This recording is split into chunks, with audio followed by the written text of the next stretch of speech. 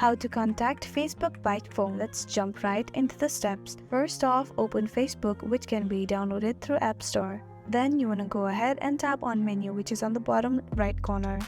Now you want to scroll down and tap on settings and privacy.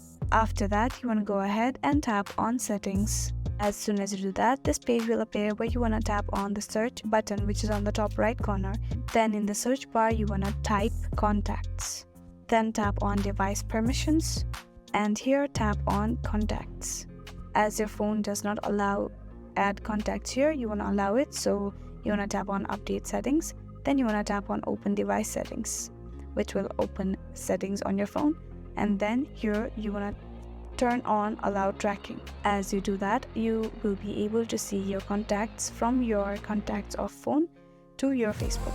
Now you want to go back to the screen of Facebook, and then you want to tap on upload contacts and tap on profiles, and these are the contacts which are linked to each other, and you can either remove them or you can add another. And that is how to contact Facebook by phone. I really hope this video helped you out. Thank you so much for watching till the end.